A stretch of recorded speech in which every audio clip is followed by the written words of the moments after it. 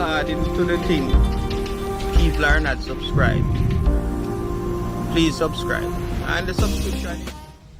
So greetings. Greetings and welcome back to the channel. If for the first time you're coming across my channel, please remember to subscribe.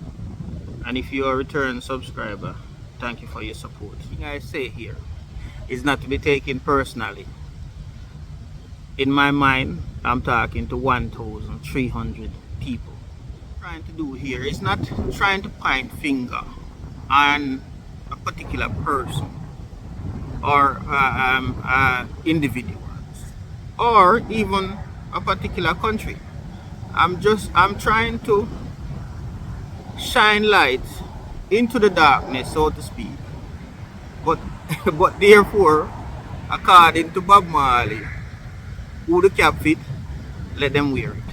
So let's get to the point. Now today I have another video for you. I like to do it this way so that people don't say I say. Even though I probably say it, I would like people to think, okay, he has done some research and the things that he's talking about he's also been talking about by others.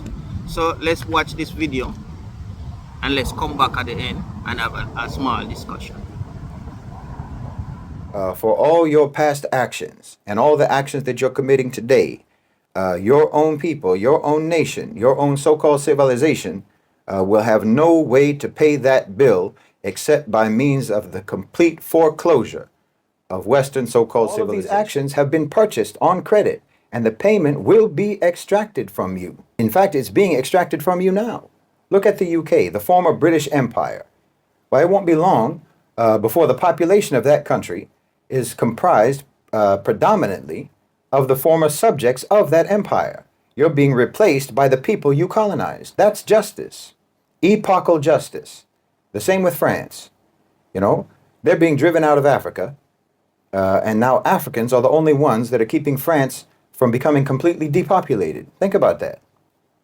You insisted as colonizers to be where they were, and now they are where you are, detailing the balancing of the books. So at any given moment in the present, you're both settling some accounts and anticipating outstanding payments that will be coming due. The further you move away in time from a past action, the closer you're coming to the consequences of that action. But people, especially on a collective level, on the level of nations, they imagine that the more time goes by, it means that they may never have to pay. As if that transaction just got lost and forgotten somehow. But no, the longer you go without a reckoning, the closer you're getting to the reckoning. All of that to say, America and the collective West have been buying their actions on credit for a very long time, and alarmingly expensive actions that have a monstrous cost. And they've been doing nothing but compound their moral debt all this time, as if the books will never be balanced. But that's not how history works. History is the continuous balancing of the books over and over again. The scales are rebalancing. And I don't think there's anything anyone can do about it, except to ride it out. You set this in motion yourselves by your actions, and not just by the actions themselves, but the way you did what you did, and the whole mentality behind that, the whole mentality that drove that. Because the mentality is still there. And this is fundamentally the issue, what your mentality leads to, and what its end is. I've said before that the core flaw, the mental or psychological or spiritual flaw of the West originally was the inability to properly assess or assign value. You reacted to the relative material scarcity, resource scarcity in Europe. You reacted with resentment and then with violent accumulation. Your whole culture, your whole so-called civilization was built around these two things: resentment about being in any sort of state that you thought was deprivation. In other words, thinking that you deserved to have more than you had, and being angry about anyone having what you didn't have. And then it was built around obtaining what you didn't have. Value is assigned to possessing things, and then is assigned to whatever means enables the possession of things. And then eventually, That included even wanting to possess or to have a reputation or an image as an important superior civilization. It's the same psychological driver. You wanted what you didn't deserve rather than wanting to deserve having it. That's the sense of, that's the sense of entitlement that lays at the heart of your resentment. And this is where the incessant lies and deceit became embedded in your culture. You want to have the reputation of being a superior civilization without being one. You wanted to be admired, to be loved, to be respected, and so on, while still behaving in a way that earns nothing but contempt and loathing and disrespect. So you lie. I mean, the so-called Enlightenment was supposed to usher in a new era of rationality and reason and justice and brotherhood and equality and all of that. And what actually followed was white supremacy, colonization, predatory capitalism, hundreds of millions of deaths in war, the PR and propaganda industries, disinformation, misinformation, and control of information, an unprecedented concentration of wealth and power in fewer and fewer hands, undreamt of, by the way, by the monarchs and popes of the Dark Ages, income disparity like the world has never seen, on and on, by slaughterhouse mining in subjugated countries, brutal resource extraction, not to mention your enlightenment brought about the ability to annihilate all human life on this planet. That's you enlightened. And you call all of that prosperity and security and progress.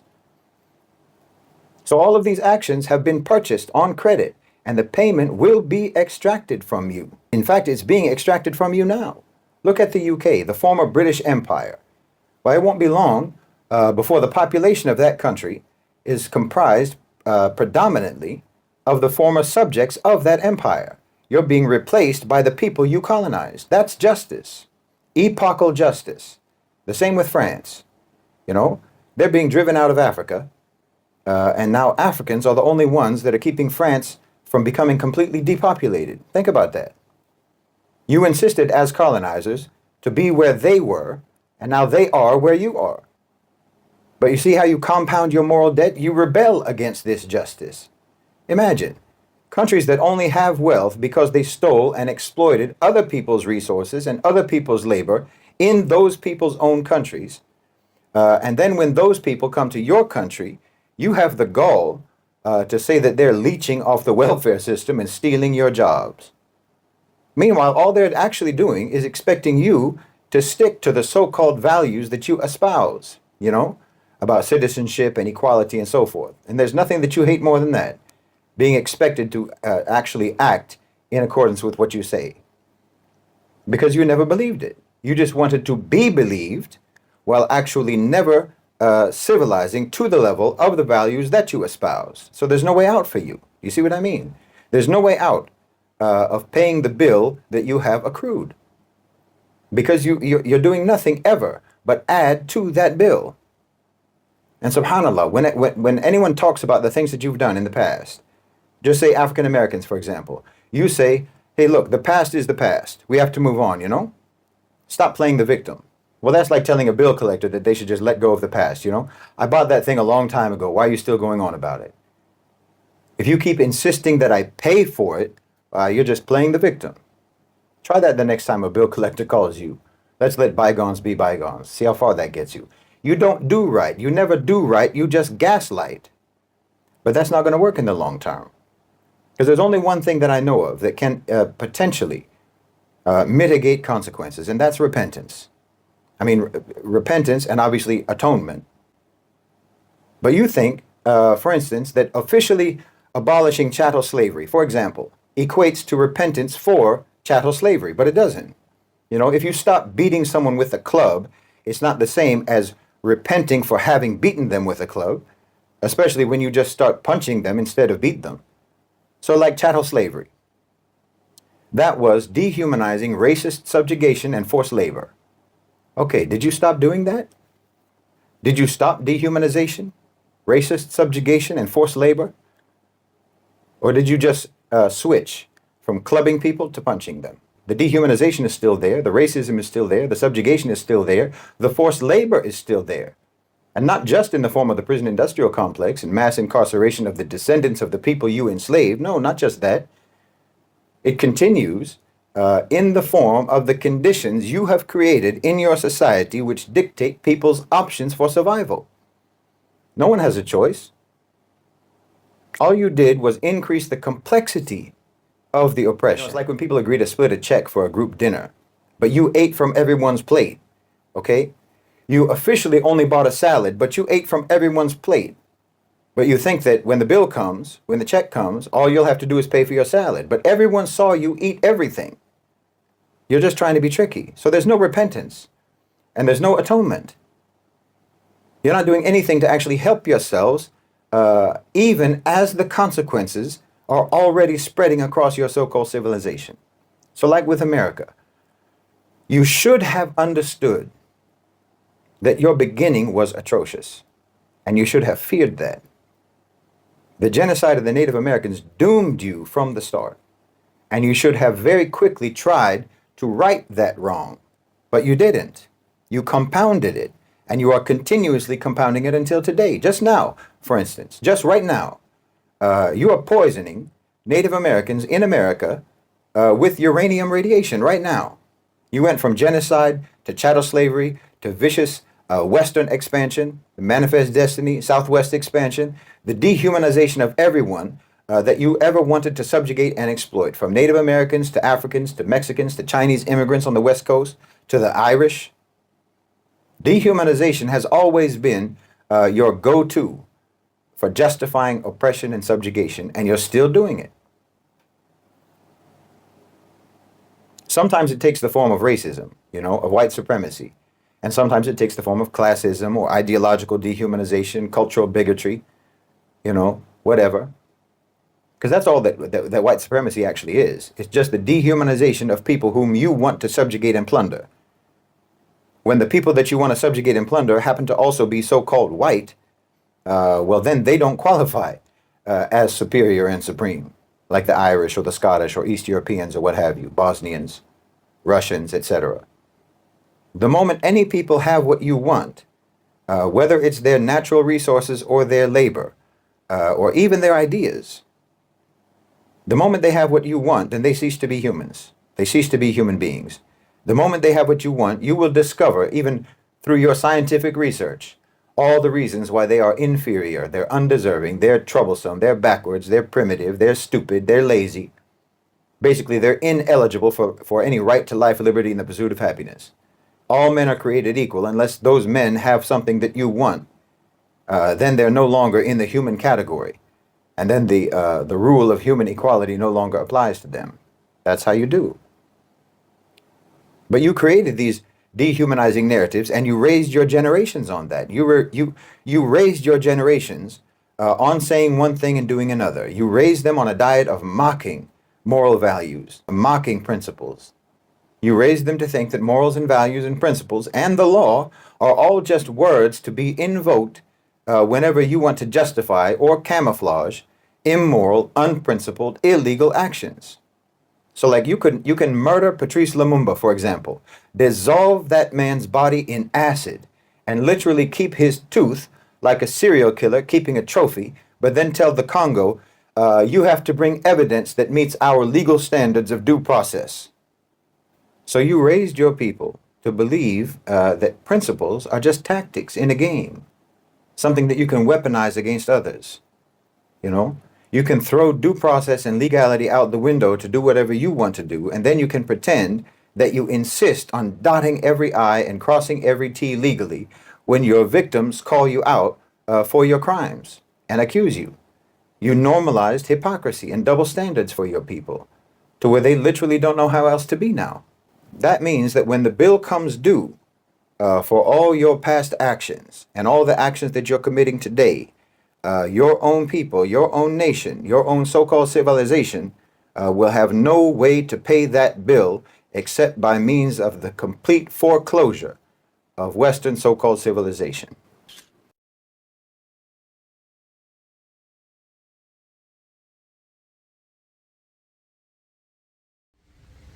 So, after you plunder the entire planet, after you museum is full with stolen goods. After all your buildings that is built on the back of others,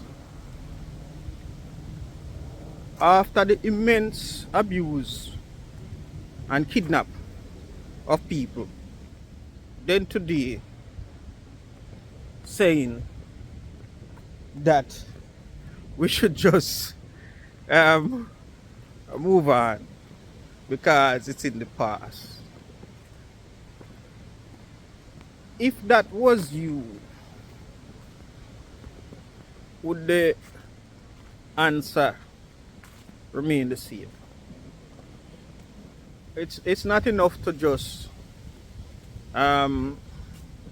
give people tokenism. Actually, we don't want tokenism. We also do not want charity. What we want is for you to make restitution and repair the damage. Anyway, I think enough said. Thank you for watching. Please remember to like, share, and subscribe. And see you in the next one. No, before I see you in the next one, I want to tell you what the next one is gonna be. I have a plan for the next video. I start to make it a way where I have a plan for the next video. The next video is I have been pointing towards the European offender. I also, this channel is to shine this channel is to shine light into the darkness so that we can all see who, what, and where, and when things go wrong. So I want to now concentrate on the African and the African role and participation in slavery. I want to see who participate, why did they participate. So who participate, why did they participate, how did they benefit from participation, and if they too should also pay reparations and make restitution for the abused people of their own race that was taken. So thank you for watching and have a great day. To complete the unfinished work and address the matter of reparations for slavery and colonialism.